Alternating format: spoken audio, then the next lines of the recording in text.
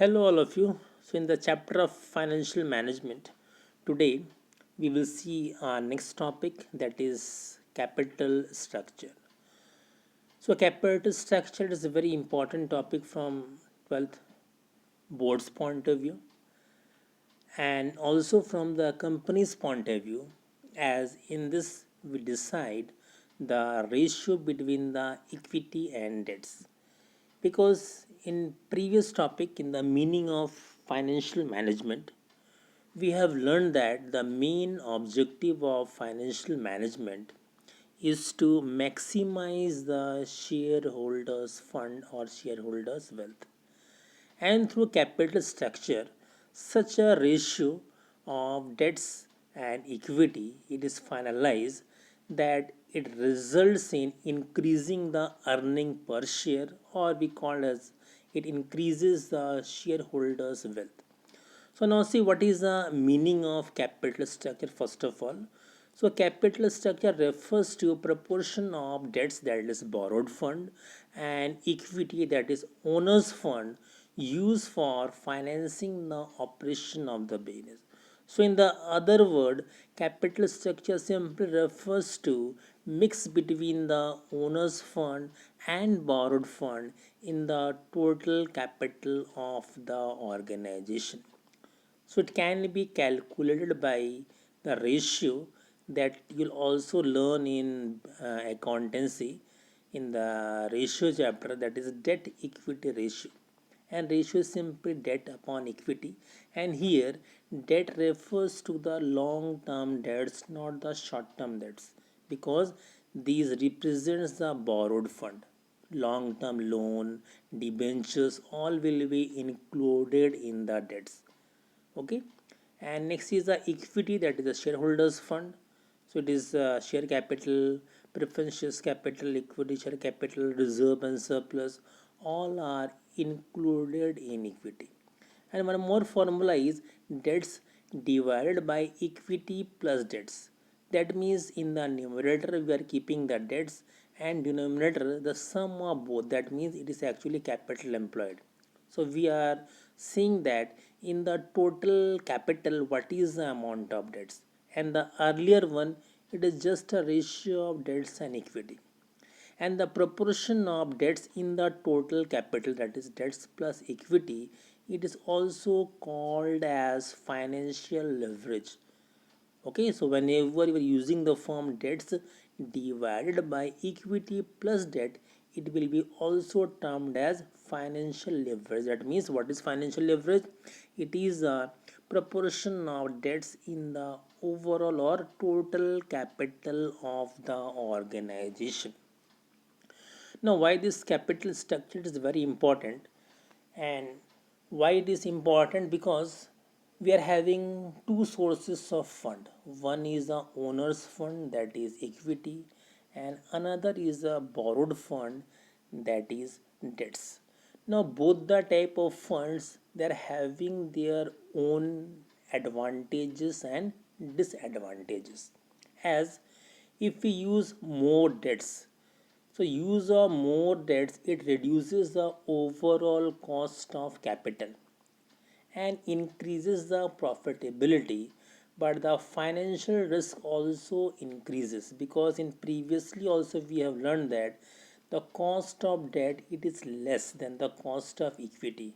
Why it is less? Because those who are the provider of the debts they used to get a fixed rate of return, and their principal amount is also refunded irrespective of the profit earned by the business. So that's why the debts are available at a lower rate of interest as compared to the equity. But thing is that although the debts will reduce the cost of capital and it will increase the profitability, but the thing is that it will also increase the financial risk. Now, what is financial risk? It is the obligation of the business for compulsory payment of interest on debts as well as the repayment of the principal amount. So that's why we have to be very cautious that to what extent that debt should be included in the overall capital structure. And a capital structure is said to be optimum. It is said to be optimum when the proportion of debts and equity is such that it results in an increase in the value of equity share, that is, increase in shareholders' wealth. So, afterward, also, with the help of examples, we'll be knowing that how to set the proportion of debts and equity and to what extent the debt should be included in the overall capital of a business, and we should set such a proportion of debts and equity in the capital structure that it results in the increase in the value of equity shares, that is, increase in the shareholders wealth. So afterward we will learn how to include debts and to what extent debt should be included so that it will result in the shareholders wealth. Now next is factors affecting capital structure decision. So we are knowing that this decisions regarding capital structure is very crucial. We have to decide that in the overall capital structure when to increase more of the debts and when to increase more of the equity. So that decision we have to take care of in this, because two sources of funds are there, debts and equity, borrowed fund, owner's fund. So when to go for borrowed fund and when to go for the owner's fund, that depends upon few factors. So let's see few today, because 10-12 factors are there, so one by one we will cover. So first is the cash flow position. So if the company wants to raise the debts, it must ensure that sufficient cash flow are expected to meet debt obligation. So again, when you take the debts, what happens? A obligation of payment of interest as well as payment of principal amount will arise, and they have to be paid in the form of cash in hand, cash in bank. So in case the company is having sufficient cash, in that case they may go for more of the debts, they can raise debts because the company is having sufficient cash in hand, cash at bank. So they are in a position to repay the interest amount. The company is in a position to repay the principal amount.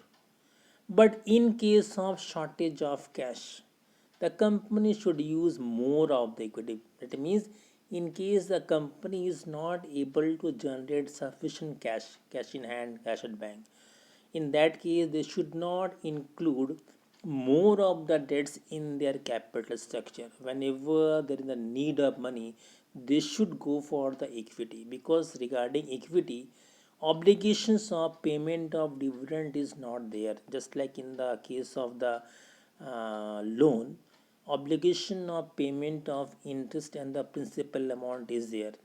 But in case of equity, depends upon the management whether to pay dividend or not.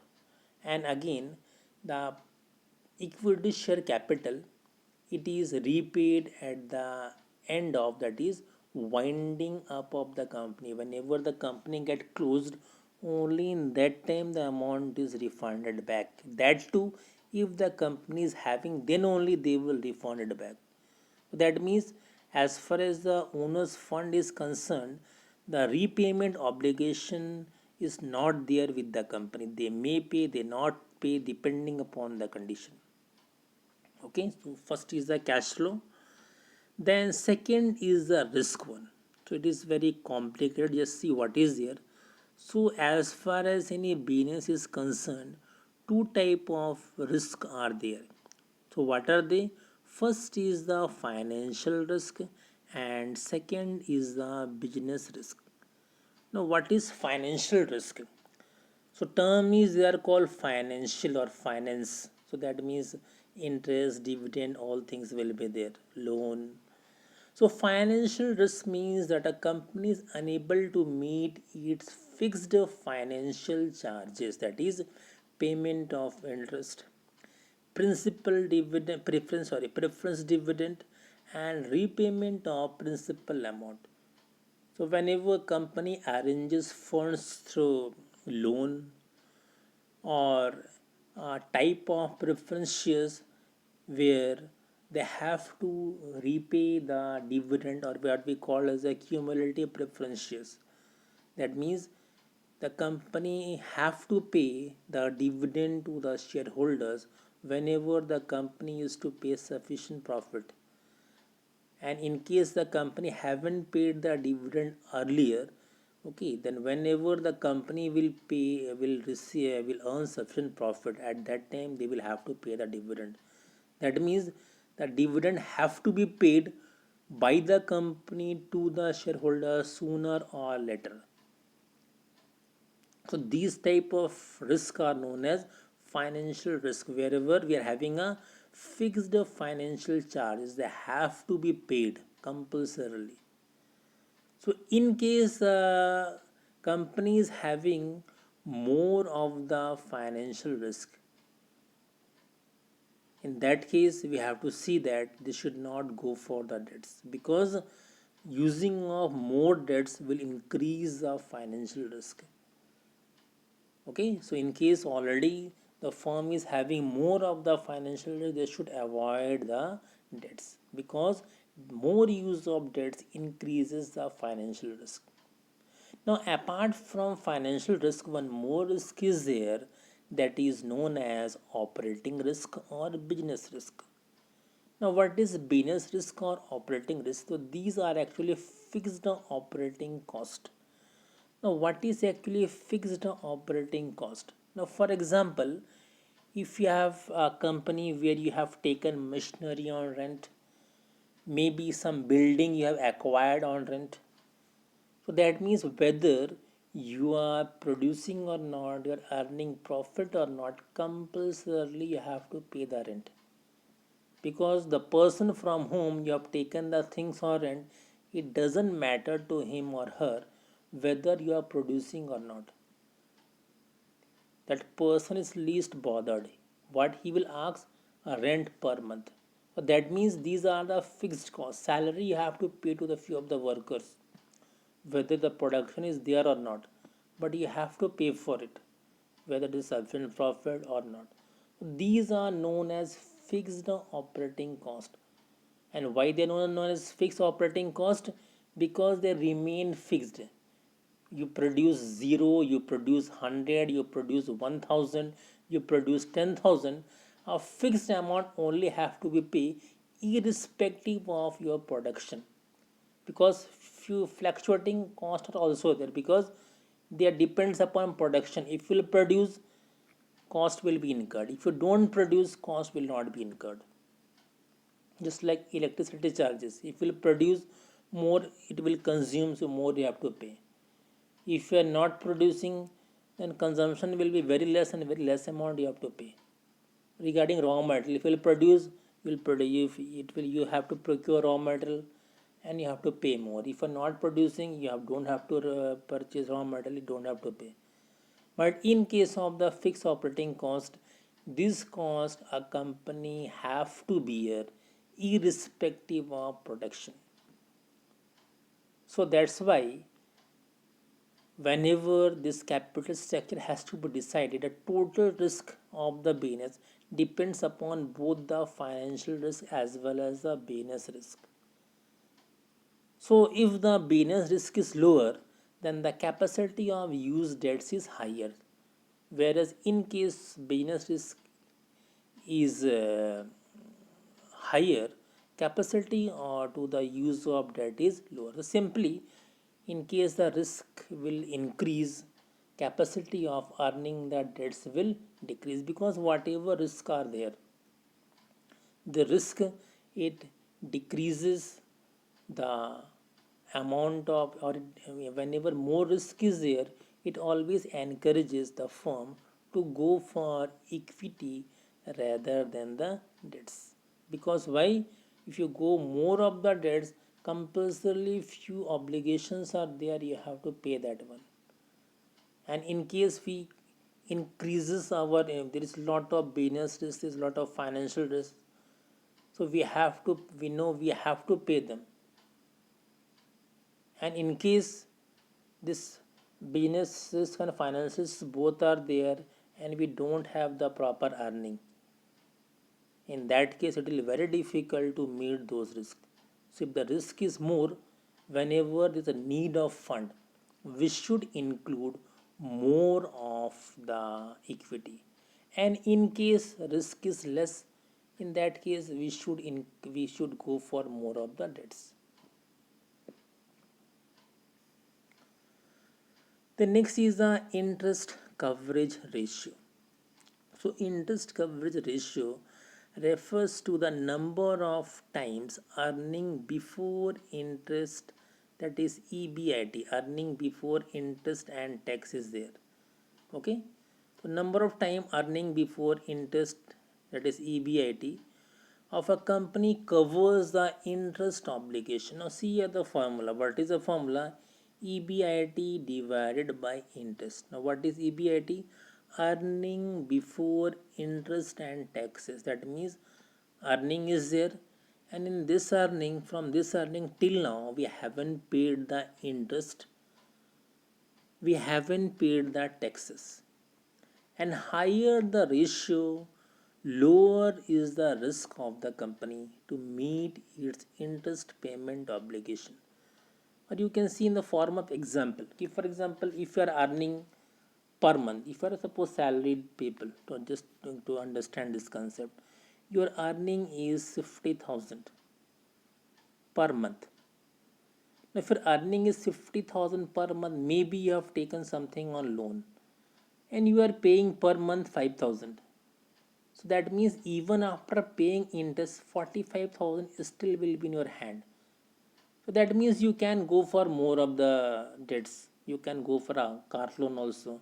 You can go for one more house loan also. So that means if the ratio is more, that means we are having a scope where we can afford more of the debts. But in case the ratio is less, that means the scope of adjusting the debts is not there. If for example your salary is 50,000 and already you are paying interest on some sort of loan, maybe total interest is already 30,000 you are paying, that means only 20,000 is in your hand. If you go for more of the loan, what you will eat? The same in the company perspective also. If for example, if EBIT, the earning before interest and tax is 1 lakh, and interest pay we have to pay 20,000, that means undoubtedly what has happened here, even after paying the interest, 80,000 profit will remain with the company in the form of ratio. If profit is rupees 5 and 1 is the interest, that means if you are paying rupees 1, even rupees 4 will be with the company for running it. But in second case, what is there? Only 2 is to 1. Even after paying 1 lakh, after from 1 lakh if you pay the interest, 50,000 will be remaining with the company. For that we have to decide how much we can accommodate loan in this situation. So that you have to take care of the earning, to what extent earning can adjust the amount of interest.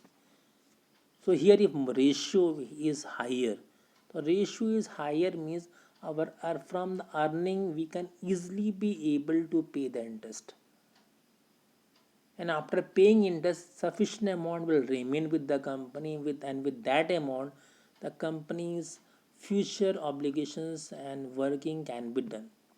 But in case the ratio is lower, so lower ratio means, that means we don't have the sufficient earning to repay our interest amount. And if we'll take or accommodate more of the loan, in that case whatever we will earn, maximum amount will go for the payment of interest. So what the business will earn, just like you have heard nowadays that Ruchi Soya, it has been acquired by Patanjali Group.